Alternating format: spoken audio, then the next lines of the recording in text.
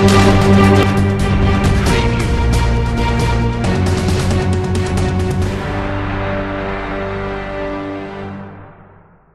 fellow prophecy student, greetings. You may be aware that there's a lot of controversy swirling around on the internet concerning who the Antichrist will be and the time of his appearance. When you sift through the different opinions, you kind of get the impression that the prophecies in Daniel and Revelation do not really apply to a particular individual, but is really a generic reference to just about any terrorist, any individual with satanic associations, or any political leader we perceive as exercising his authority in a despotic and ruthless manner. This end-time subject lends itself to such a wide diversity of views that if you are not familiar with what the scriptures say on the subject, you will simply be left groping in the dark, still trying to find an answer. However, the Bible has made it so plain for us to see that we need not be confused about what the prophets Daniel and John have to say about this end-time topic. They have given us enough specifications for us to easily figure out who will be this great phenomenon in the last days. The purpose of this video is to sweep away all the speculations and conjectures concerning this very critical subject. And of course, in this presentation, I am going to be as simple and straightforward as possible so the average layperson can understand. While the Antichrist prophecy is mentioned in many different places in the scripture, you may not get it as clear-cut in some places. And for those of you who have a fair familiarity with Bible prophecy, you will recognize that the Antichrist is called by different designations. In 2 Thessalonians 2, he is called the man of sin. In Daniel 11, the king of the north.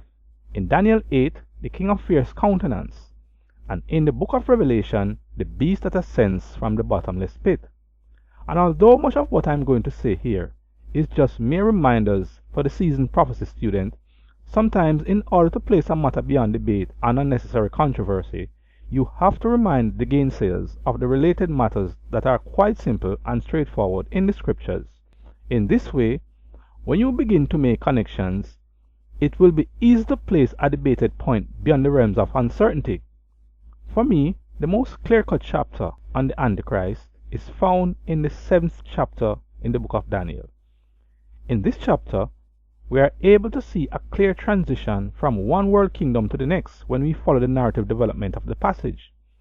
By using the pages of history as your guide, it will enable you to see how that prophecy was fulfilled thus far and how it will be fulfilled in its completion. And while chapter 2 enables you to track the succession of world kingdoms in a similar manner, it does not contain certain critical details that will allow us to make a more precise deduction as to how the prophecy will be fulfilled. So let us take a look at Daniel chapter 7, and we won't go into a whole lot of Bible text here because most of us as prophecy students are well familiar with this passage. However, if you are not very familiar with the prophecy, you can just take some time and read it, and while you are at it, you can also read the parallel prophecy in chapter 2 to get a more complete picture of the narrative chronology leading up to the end time. The prophecy of Daniel 7 is essentially about a vision of the rise of 4 great beasts. The fact that the prophet describes them in sequential order clearly suggests that the rise of these 4 beasts were not simultaneous, but they came up one after the other. From the interpretation, we know that the first beast represents the Babylonian kingdom led by Nebuchadnezzar. The second beast represents the Medo-Persian kingdom headed by Darius. The third symbolizes the Grecian Empire under the leadership of Alexander the Great. And the fourth is the kingdom of Rome under the totalitarian administration of Caesar. From the narrative development of the prophecy, it is during the reign of the fourth kingdom that the God of heaven shall set up a kingdom. What this means is the kingdom of Rome will be overthrown and the kingdoms of this world will be handed over to Christ. So having understood what the big picture is, we are going to look at a few details that will enable us to understand the ramifications in relation to the fourth kingdom.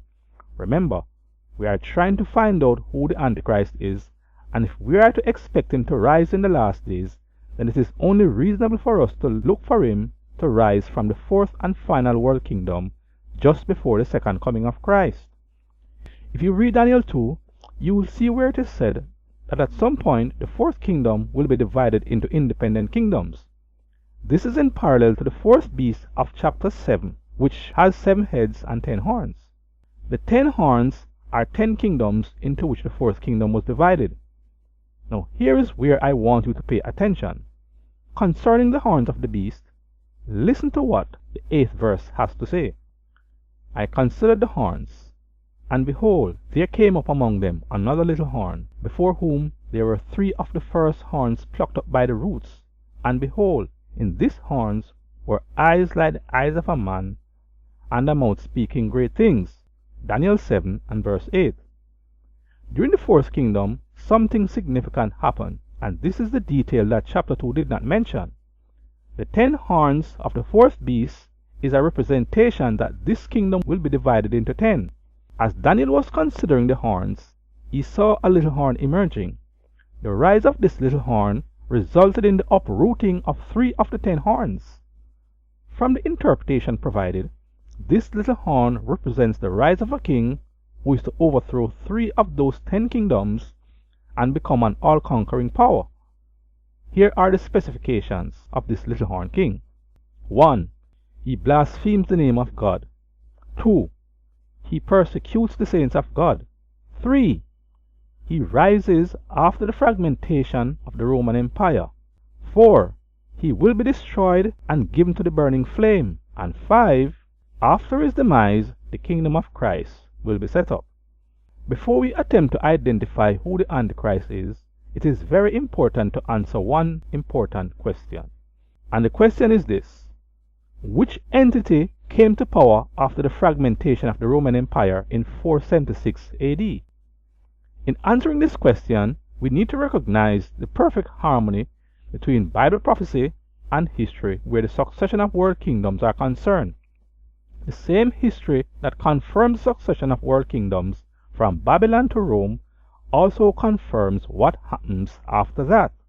As the Bible predicted the rise of a little horn kingdom after the division of the fourth kingdom, history tells us that the ruling entity that ascends the throne of power after 476 AD is none other than the Roman papacy. For the seasoned prophecy student, this is elementary stuff, while for the average historian, this is a given, because what we are looking at here is a perfect synchronization between the declaration from the prophetic word and the subsequent report from the pages of history. Thus, what we are seeing here is a scenario where the Pope of Rome emerging as the supreme authority in the world. Now, I want you to look at something else the Bible has said about the little horn, and this is going to be the punchline of this whole presentation. It is found in verses 21 and 22 of chapter 7. Here's what it says. I beheld, and the same horn made war with the saints, and prevailed against them, until the Ancient of Days came, and judgment was given to the saints of the Most High. And the time came that the saints possessed the kingdom. Daniel 7, 21 and 22. This is very significant. The same horn that came up after the division of the Roman Empire will be destroyed and given to the burning flame. And to prove that this is in fact a last day occurrence, after the little horn was given to the flames, the Bible went on to say that the saints received the kingdom. Therefore, the saints' reception of the kingdom takes place right after the little horn king was destroyed. If this little horn is a symbolic representation of the power of the Pope of Rome, then we can expect a revival of papal supremacy in the last days. That's the only way it will be made possible for the prophecy to be fulfilled in exactly the way it is stated. From the outset, we can see clearly that the prophecy did not make a distinction between the medieval reign and the end-time reign of the little horn. What that is clearly suggesting to us is that the same papacy represented by the little horn that reigned during the Dark Ages will be the same papacy to rule in the last days. And if you read Revelation 17, you will see that it is saying precisely the same thing. So when you hear speculators on YouTube and elsewhere on the internet saying things like the Antichrist is Barack Obama, or the Antichrist is Oprah Winfrey, or Herman Van Rompuy, or even Islam, you can safely dismiss it as unscriptural conjectures.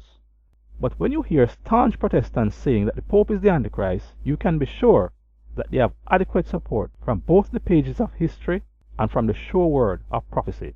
And we can get into a debate over whether that Antichrist is going to be Pope Francis, his predecessor, or his successor. But one thing is certain, it is 100% Bible-based that the Antichrist will emerge from the city of Rome and will occupy the papal office. There are no ifs or buts about that.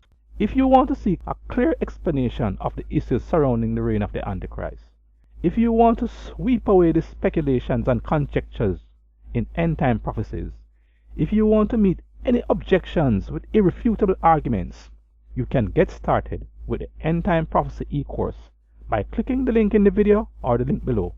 It is www.prophecyecourse.com. Hope you have enjoyed this video. Thanks for watching.